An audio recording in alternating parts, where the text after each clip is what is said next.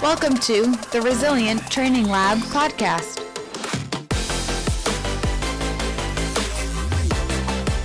Hey everyone, welcome to another episode of the Resilient Training Lab podcast. Today we're going to do something a little different from what we've done in the past.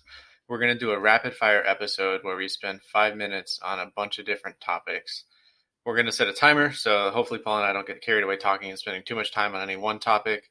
But hopefully we cover a lot of different areas of fitness that are going to be important and relevant to you. And I know you said, Paul, that this is just one of your favorite types of podcasts to listen to. So hopefully we can put something good together. Yeah. Hopefully we can cover a lot of good stuff and give you some things to take home right away and apply to your training. All right. So do you have the timer or do you want me to? I got a timer. All right. So get that thing set. First topic we're going to cover warming up. We've talked a little bit about this at the past, but whenever you're ready, go ahead, hit start and start talking. Yeah, so warming up is something that we talk a lot about and is something that in the fitness world, there's a lot of different opinions and people spend lots of time on their warm-up. But the problem is all these different warm-ups, none of them are wrong or bad, but none of them push adaptation. And what we're after in the gym is really that adaptation. So if we're spending too much time on our warm-up, we're wasting time that we could be spending training and actually pushing adaptation and pushing things that actually matter. So we want to kind of minimize the time that we spend warming up. We don't want to eliminate the warm-up completely, but we want to make sure that we're being as efficient as possible. And everything we're doing in the warm-up serves a purpose to make us perform better during that workout and be able to put more output out during the exercises that matter. So we want to choose exercises that are specific to the movement that we're about to perform. We don't want to be doing all sorts of random movement and mobility drills in our warm-up. We want to try and hone in on the things we need to work on to perform the tasks that we are going to perform. And all too often, people will get into these, big intricate warm-ups and they'll have a good squat day and they'll be like, oh man, it was that 45-minute warm-up I did that made my squat day great.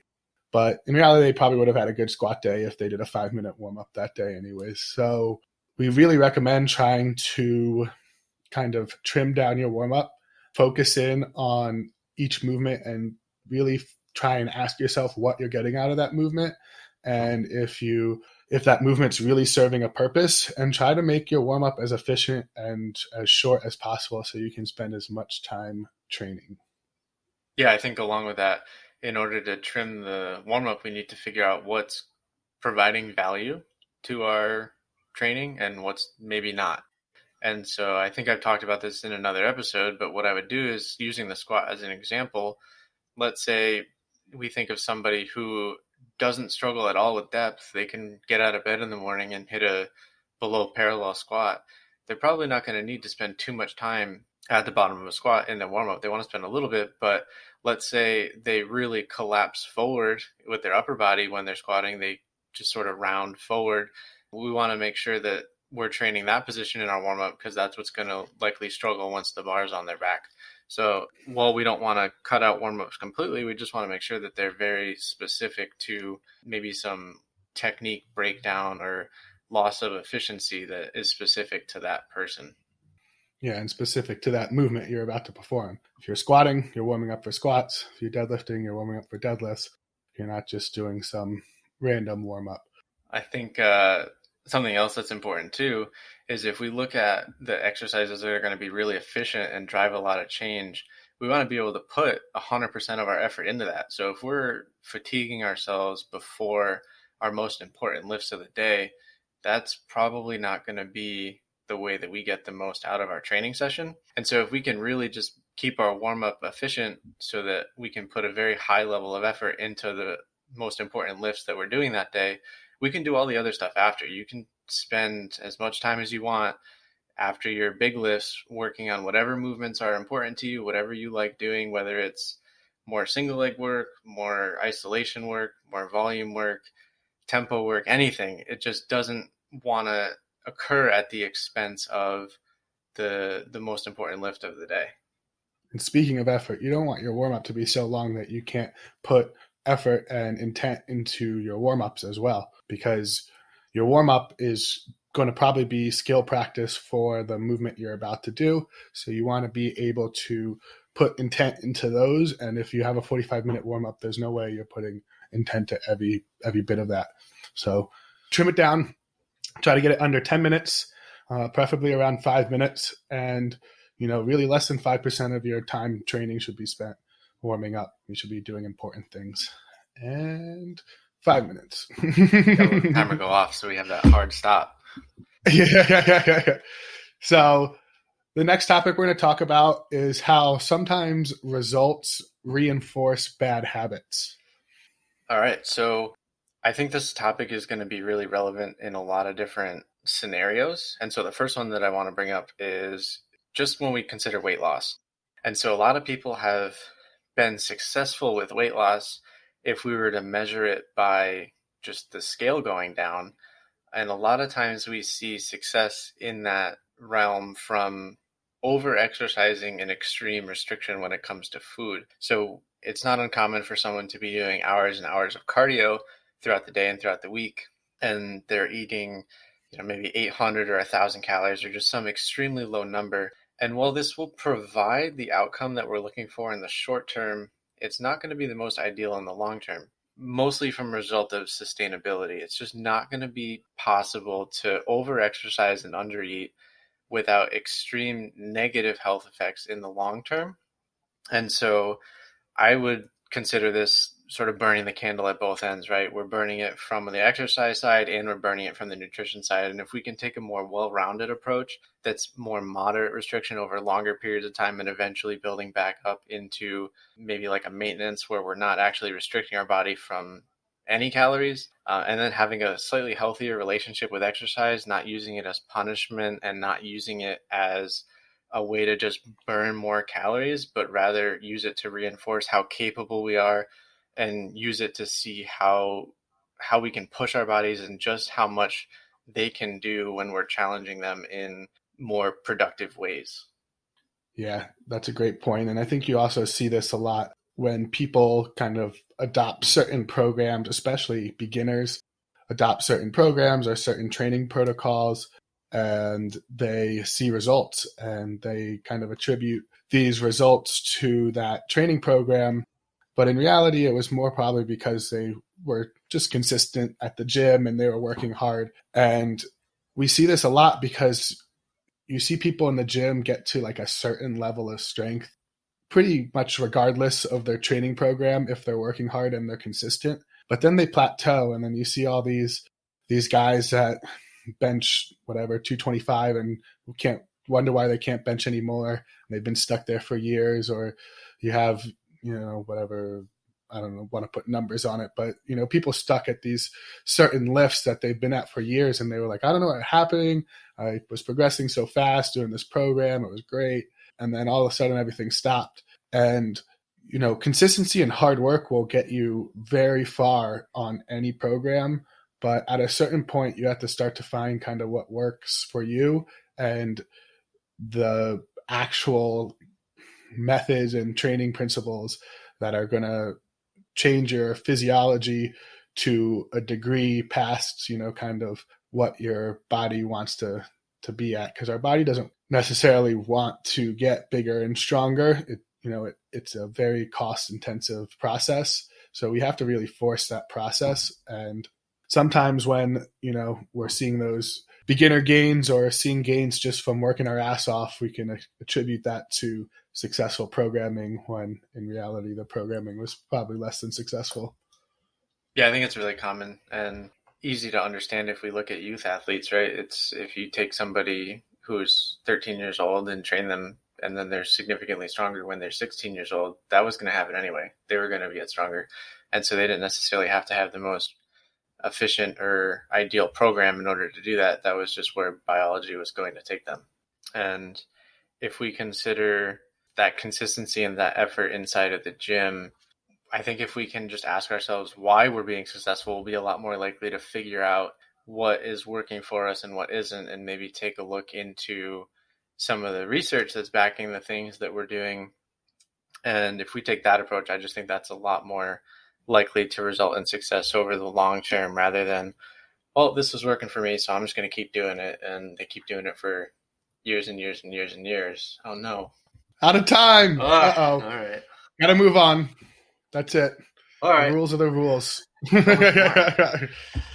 right. So number 3, we have our social support's impact on our outcomes in relation to fitness in the gym. So social support plays a huge role in our success in fitness and in the gym and in just living a healthy lifestyle.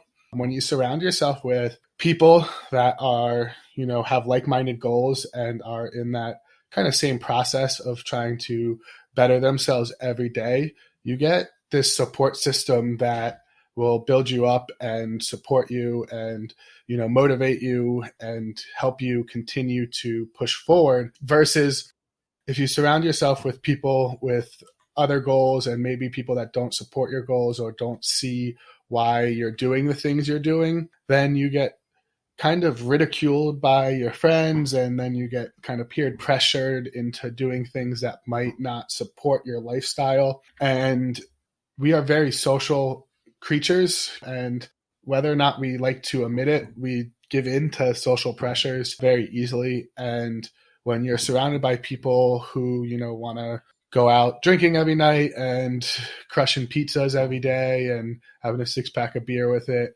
and you're hanging out with them, you're going to get tempted into doing that with them, even if that's not what you want to do. So if you surround yourself with other people that are doing the same things, it's much easier to make a lot of those hard decisions and to keep those healthy habits that you've instilled in your life alive and well.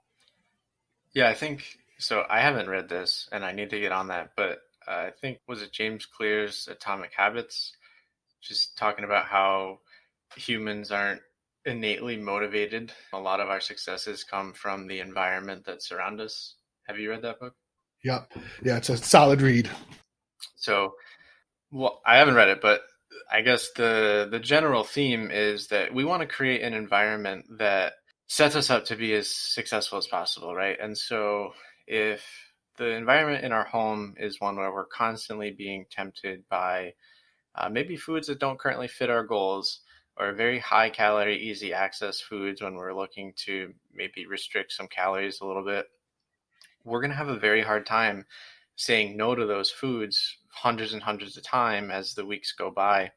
And so if we can create an environment where we're surrounded by foods that help us reach our goal or help move us in the direction we're looking to go, and this extends beyond just food, right? So what Paul was saying, our social support, if we have friends who are encouraging us to go to the gym rather than going to happy hour, if we have friends who are doing things early in the morning rather than encouraging late nights out when our goal is to get up and be productive and get the gym over with so that we can do all the other responsibilities we have throughout the day, we're going to be a lot more successful when it comes to reaching our goals within the gym and our fitness goals.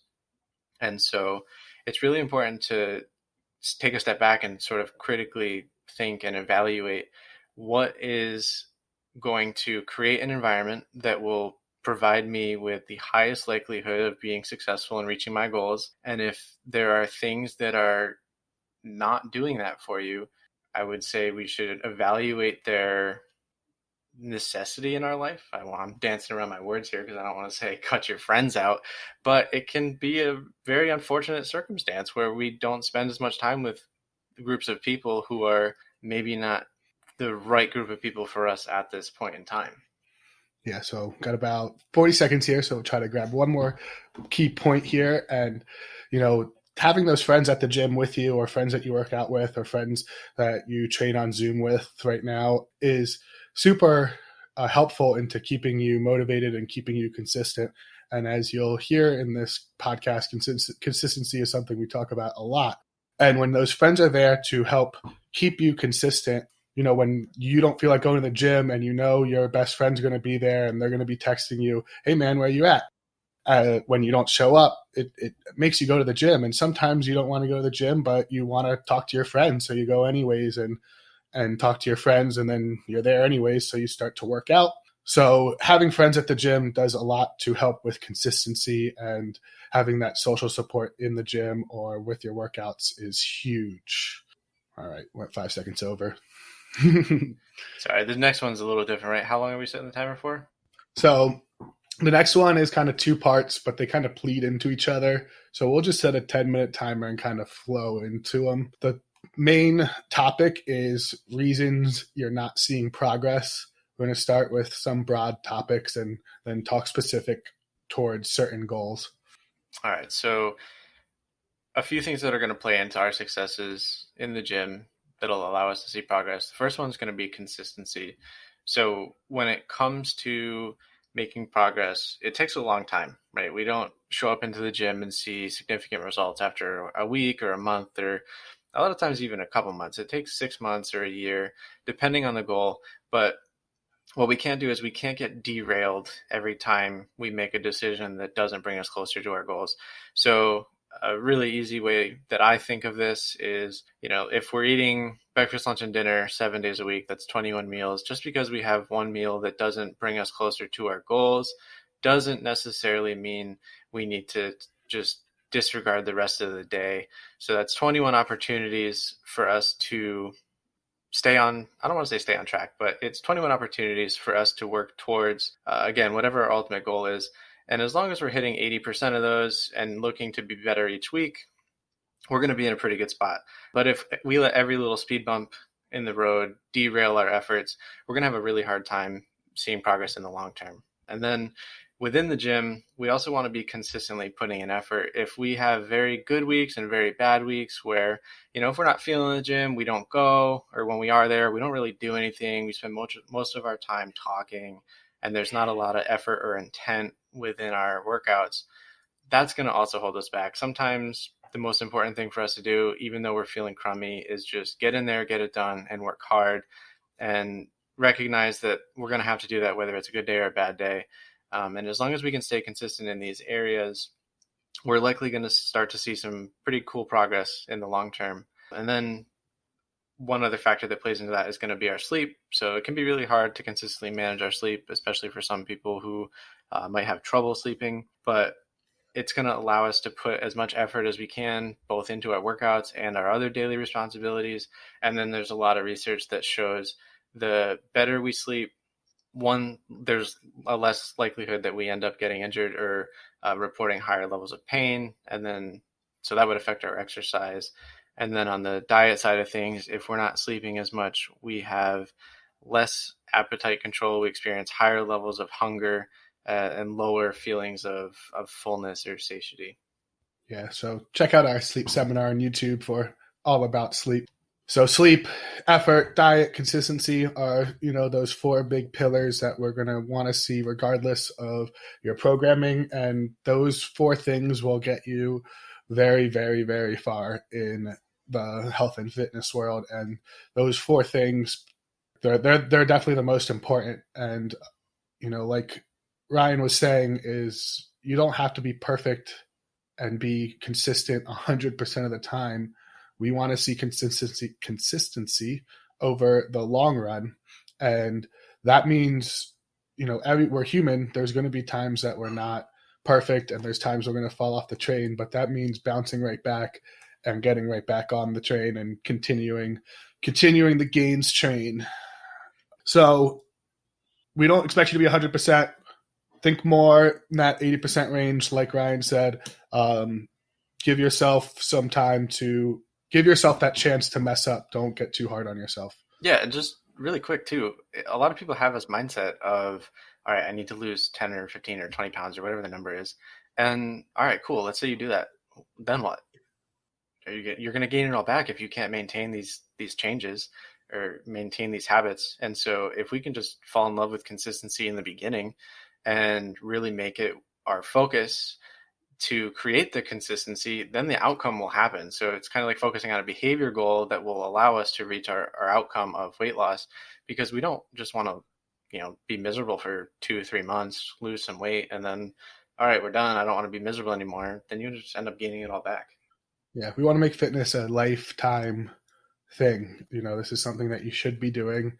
regularly for the rest of your life, and the benefits are, well studied, and it's even recommended by the doctors themselves that we be strength training and aerobic training for the rest of our lives. So we want to make this a habit and not be something that's miserable and that we dread.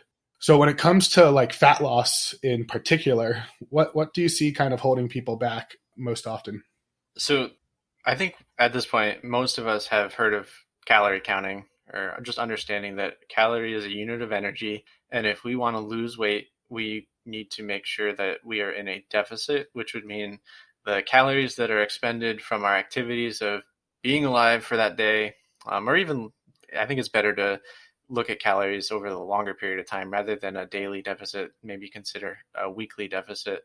We want to make sure that whatever we're expending is going to be more than we're taking in. That'll result in a net loss of our body fat, or I should say of weight. And if, as long as we're strength training and keeping protein high, we'll retain a lot of muscle mass, and most of what we're losing will be fat. So the biggest pitfalls I see people falling into are they don't focus on the calories as much, and they end up focusing on other aspects of nutrition that can be important in certain scenarios, but I wouldn't say are going to be the most important when it comes to fat loss. And so they might be focusing on things like cutting out specific types of foods entirely, whether that's no carb or no fat, or nothing but protein if you eat steak for every meal. Focusing on things like that rather than overall energy content, because our body doesn't necessarily recognize what food we're eating. It just sees what it's getting in terms of like energy content and micronutrient content. And so if we can keep ourselves in a deficit when it comes to fat loss, we'll see a lot more progress and a lot less inconsistencies. And again, with just creating that deficit, another pitfall that I see beyond focusing on specific food types rather than total calories is underreporting. So people will report that they eat, 1,200 calories, but they're not weighing handful of this here, handful of that there. And before you know it, they're actually eating 1,800 calories a day, and they can't figure out why they're not losing weight. Yeah, and you see that on the flip side too, is people over-reporting the amount of calories they burn, overestimating how active they are, using their like Fitbit or iPhone watches projections for calories burned, which are very just arbitrary numbers that those companies have made up. So you see over-reporting of activity and under-reporting of calories taken in, and then you see a lot of frustration evolved around that. And a lot of it's not even purposeful. Sometimes we don't take into account the oils or butter that our food was cooked in, or, that oil and vinegar dressing on your salad. Sometimes those things go unnoticed and they can add a lot of extra calories. We got to speed through this. We're not going to make it. So next one's strength gains. You got to pause that timer. So when it comes to strength gains, right, obviously we're talking specifically about the gym here. Some of the biggest mistakes that I see in the gym are people going to the gym and maybe thinking they're working hard, but they might not be working as hard as they, I would say, could be or should be. So if we can focus on the intensity and really focus on how close we are to failure, or as much as we could possibly do, I think that's going to be really important. There's research that shows that when you ask somebody how many more reps they could have done after like a set of 10 on leg extensions, they're usually not that good at predicting how many more they could have done. You might say they could do 2 or 3 more, and they actually did like 8 or 10 more. So getting close to failure is going to be really important there. Again, progressive overload is going to be important. So that's just doing more over time. So if we start out with our training and just at the simplest level, we're always doing 3 sets of squats, 3 sets of bench, 3 sets of deadlifts with the same weight, we're going to stop making progress, and we need to make some changes.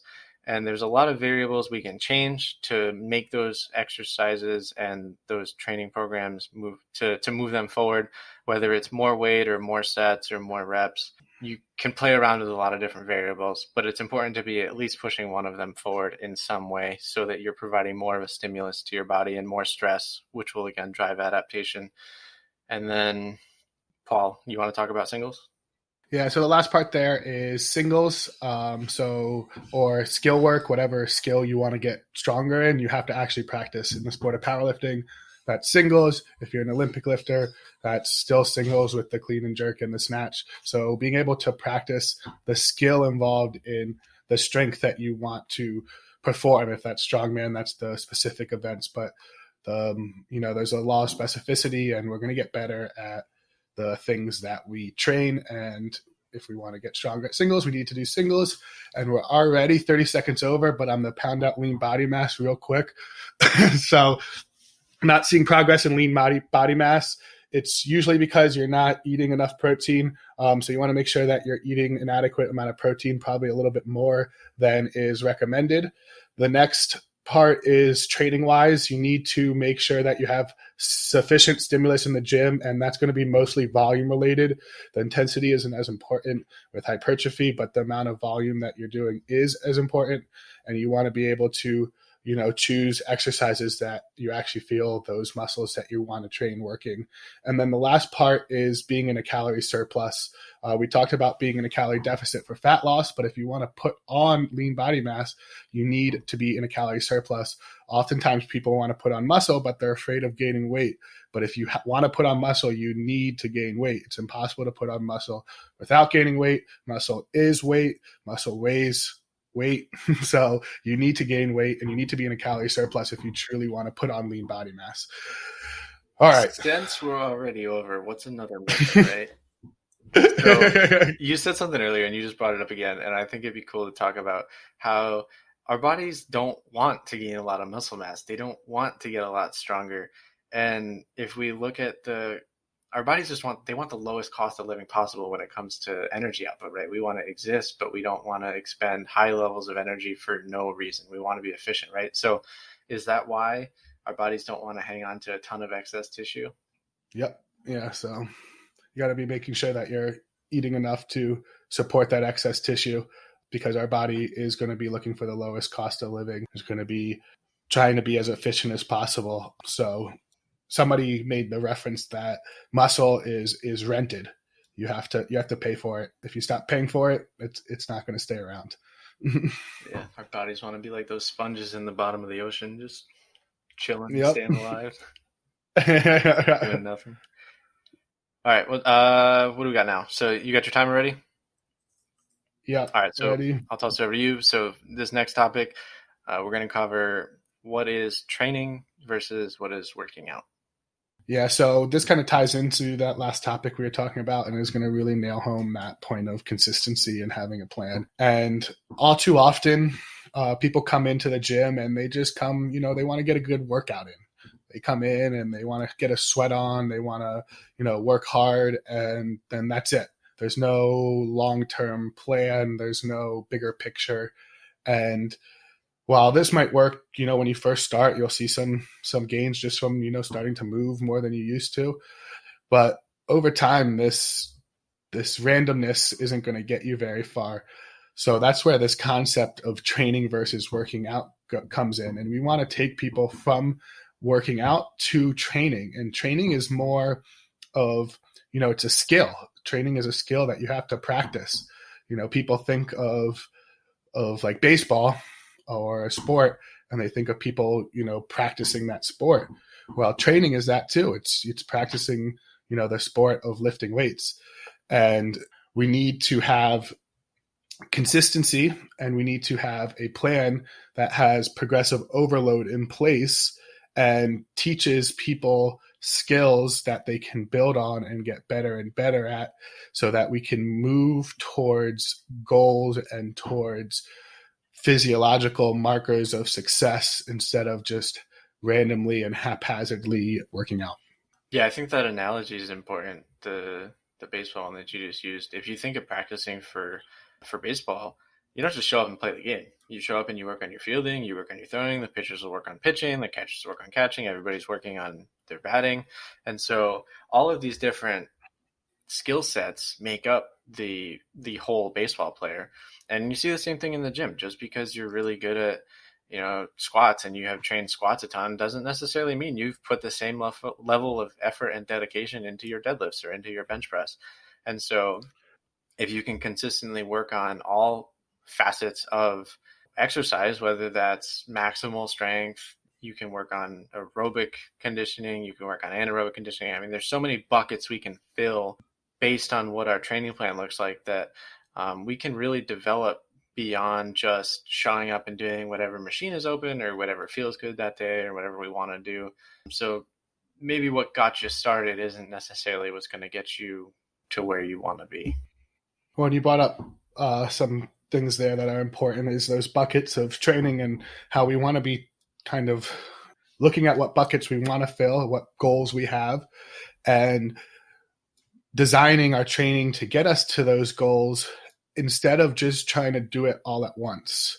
You know, all too often we see people, they come in and like, I want to get stronger, I want to get more conditioned, and I want to get more muscle. And they come into the gym and they're like doing deadlifts and then doing burpees over the bar and trying to like mix everything together when you look at it, you want to train those things separately so that you can actually get what you want out of each training instead of just having this mush that you're kind of sending your body all these different stimuluses and it not knowing what to do with it really. So being able to, you know, design your training in a smart and direct manner that pushes you towards your goals instead of just more, you know, randomness inside of each session as well.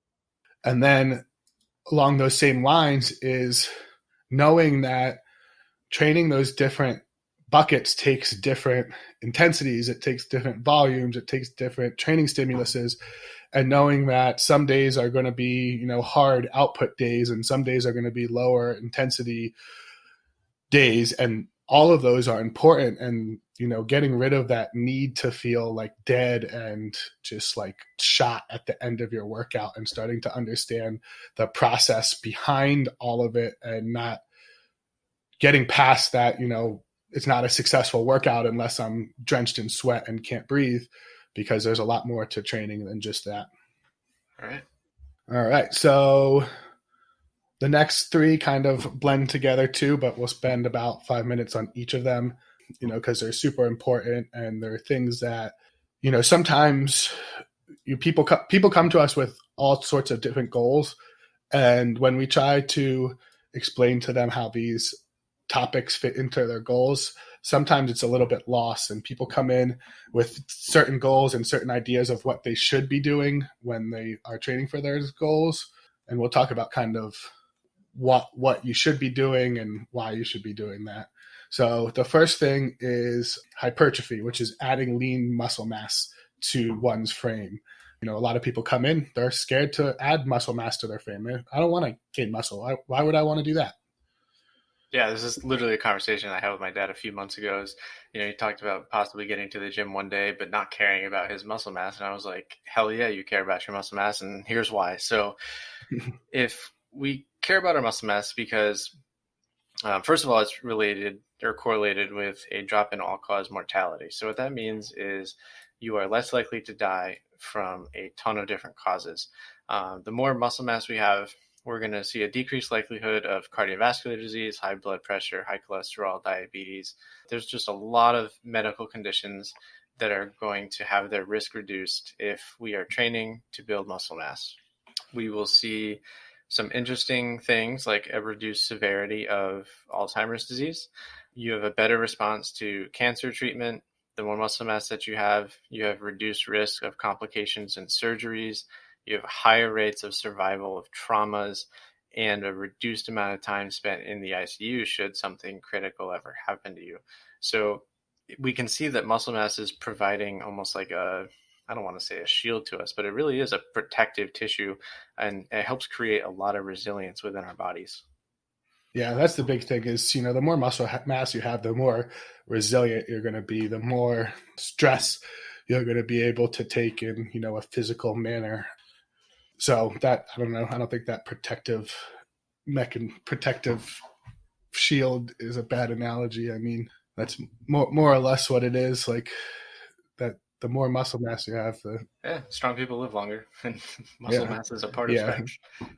And then, I mean, yeah, that kind of brings us into that, you know, the more muscle mass you have, the more potential for strength you have, which is another thing we'll talk about in a minute. And then I think one important thing to touch on here is people are afraid of gaining all of this muscle, and they always come to me with usually like a picture of some like professional bodybuilder, and they're like, I don't want to look like this. Why? I don't want to gain that much like I don't want to gain muscle. I'll look like this. And like I think that's kind of the wrong idea to take, because that's an extreme. Somebody that's worked their whole life to put on that type of muscle, and more often than not, the person they show me is on drugs too. So that training behind underneath. Yeah, so that plays a huge role. But when we talk about adding muscle mass, we don't expect you to look like a pro bodybuilder, and you're not going to look like a pro bodybuilder overnight. And if you're controlling your calories, you can control how big or you're going to get. And then the idea that muscle mass is easy to gain is something that we've already touched on, and it's not. It's a very hard process. And even if you're trying your damnedest, you'd be hard pressed to put on more than, I don't know, 5 to 10 pounds of actual lean muscle mass in a year.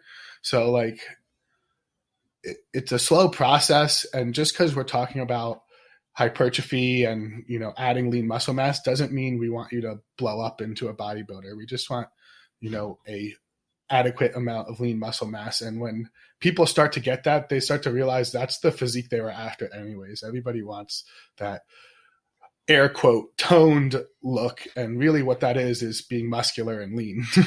Yeah, I mean, you brought up numbers, and it is tough to put a number on the amount of muscle mass someone's going to gain, because everybody's going to respond differently and gain it in one area more than another. But at the end of the day, if we are just talking about at most I don't know, maybe a 10-15% increase in the amount of muscle mass that you have over the course of a year or two, I mean, that is literally like the flat stomach that somebody is after, the slightly defined arms and shoulders that somebody is after. It is not veins on top of veins on top of their third bicep just from lifting weights for a couple of years, drug free.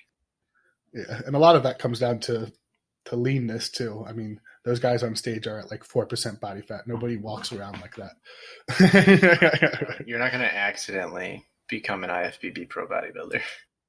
Well, they do give those out to everybody now. So, so the next one, Paul versus the IFBB. So the next one is power. Why would I want power? Well, first of all, in order to be powerful, you have to have muscle mass and be strong, right? So power is just the production of force quickly. So if we can't produce force, we can't produce it quickly. But again, just because we are producing force doesn't mean it's happening quickly. So that's the difference between strength and power, right? Power has a time component. And so power is something that we don't use a lot, especially as we age. If you think of kids and how much they are running all over the place, maybe like sprinting all over the place, jumping on things, climbing, jumping off of things, we don't do that as much as adults. Like, let's be real. So it's something that we detrain in very quickly because we don't use it. So if we do want to use it, we need to be doing exercises like jumping or like a jump squat or a clap push-up, something where, again, it's not just like a bench press where we're pressing a little bit slowly. It's as explosive as we can. We are letting go of the bar or pushing off. I don't actually let go of the bar, but we are doing as explosive of a push-up as we can so that we try and leave the ground or produce that force as fast as possible. And so when we do need it, it'll be there. So we're likely to need power in emergency situations. So whether we're jumping out of the way of a rogue shopping cart flying down the aisle, or if we're slipping on ice, we need to be powerful to create enough force to adjust our body to catch ourselves and prevent us from falling. So power is very predictive in reducing the risk of elderly people and falling in and out of their homes. And again, like I said, kids are using power all the time. So if you're powerful, you can probably keep up with them a little bit better. If they're, taking off down the street, you'll have an easier time keeping up and catching them before they go do something silly. And then the last thing that I think about when I think of power is we can participate in more of life's activities. So I think one of the worst feelings we could have when we're on, vacation or out doing something is not being able to participate and play with our kids or play with our family or whatever, because we don't have the physical capability to keep up with whatever the task is that's going on around us. Yeah, and that goes for things like hiking, being able to jump over down trees and being able to hop over creeks and stuff. So like we need power in our lives. And like you said, it's usually in an important situation. The fall one's huge because, that's one of the leading causes of loss of independency as people get older and people want more functional years of living. So having that power to be able to support yourself when you get older is huge. And if you don't start training it now and keep training it, you'll start to lose it. And the other thing about power is a lot of people come in, with maybe aerobic goals or strength goals. And they're like, why do I need to be powerful? Like, I just want to be able to run a marathon. But when you're more powerful and you have a higher level of, max output, if you're able to, let's use the running example, if your top speed is 15 miles an hour and, that's your sprint speed, your power speed, it'll be much easier to keep a 10 mile per hour pace than it would be if your top speed was only 12 miles per hour, right? So being more powerful makes everything else in life easier too. And, power kind of plays right into strength because, as Ryan was saying, they are related. You need to be strong to create power. So that's what we'll talk about next is why would I need to be strong? And one of them is so that you can produce power. Yeah, dude, you're on a roll. Keep going. All right. So the other reasons you'd want to be strong, again, we kind of touched on this with power, is more years of independent living. So as we get older, we start to lose the ability to do everyday tasks, and that is usually what causes us to have to go into some sort of assisted living situation. When we can't go up the stairs anymore, when we can't get off the toilet, can't go take a shower on our own. And all of that is very strength related. Being able to do stairs there's your step up. Being able to get up off the toilet, there's your squat. So being able to be strong helps us live a longer, high quality life. And not to mention, there's a very strong correlation, just like there is with lean body mass, with reduction in all-cause mortality. So, our chances from dying of absolutely anything are lowered dramatically when we're strong. I don't have the percentages in front of me, but I know it's above 25% when you are in that top quartile of strength. So it makes everything, just like power, it also makes everything in life easier, just like that max capacity running example we use. If you can lift up 500 pounds, picking up the 20-pound boulder in your garden over and over again isn't going to bother you. Whereas if you can only pick up 50 pounds, that boulder is going to get heavy real quick. And then lastly, which is, the theme with all three of these, is just being able to participate in more of life's activities. You don't want strength to hold you back. You want to be able to open that jar on your own. You want to be able to, push the sail on the sailboat on your own. You want to be able to, do whatever else you're going to do on vacation or around the house on your own, moving, all those fun things. Yeah, and I think along the same lines, right? If we consider, just to create a picture that's a little bit easier to see, if we're considering making everything in life easier, if you're 80 years old and you can do 10 squats before you can't do another one, getting in and out of a chair is going to be significantly harder than if you could do 100 squats, right? That's 10% versus 1%.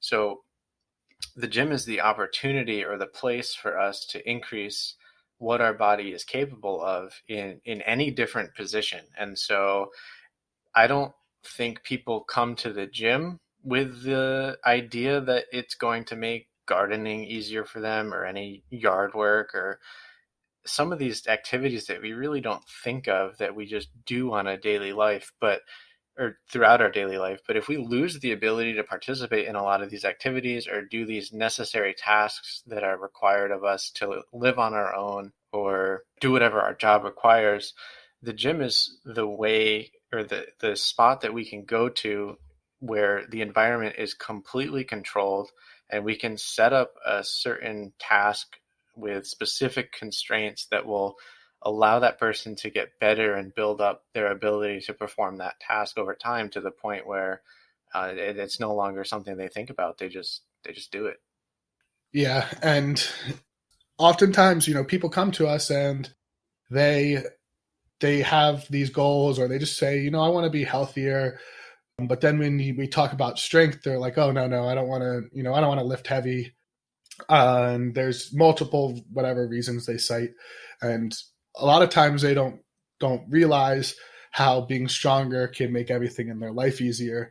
And, a specific example that we get a lot is, people come in, they're just like, I want you to be healthier, and, I'm not really interested in strength. And we kind of get them strength training a little bit and starting to get stronger. And then they come back and they're like, hey, I was, playing with my kids, and usually I have to get off the floor. I have to, use the couch to help me up, but I just popped right up. It was amazing. Like, I can't believe how easy it was to get up. And you like look at him like, it's because you're stronger, man.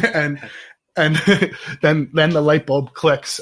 And then the other common thing that people say is, I don't want to lift those heavy things. I'm afraid of getting hurt. And, we've talked about this before, but I think it's worth touching on is, strength training is one of the safest sports you can do. It's right up there with badminton and other non-contact sports in terms of safety. I think sometimes lifting heavy weights gets a bad rep because, again, we see these people that are at the very, very, very extremes. And, that's not us. That's not 99.9% of people. Yeah. And I think I've had the conversation frequently enough that it's worth bringing up too. I think that people will use maybe a previous injury or a current level of pain as a reason to not resistance train. And there's almost always something you can do. If you're in a situation where you can't complete the workout in front of you, it's likely because your trainer's not modifying appropriately to your ability level and not scaling rather than an incompetency on your part.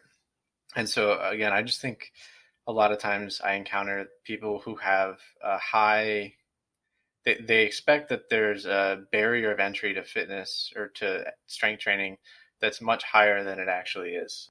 At the simplest level, just getting in and out of your chair could be strength training if the person's condition is extreme enough, right? So as long as we're able to move our body, we can find ways to make it slightly more challenging so that in the long run, we progress and end up better and stronger and more capable.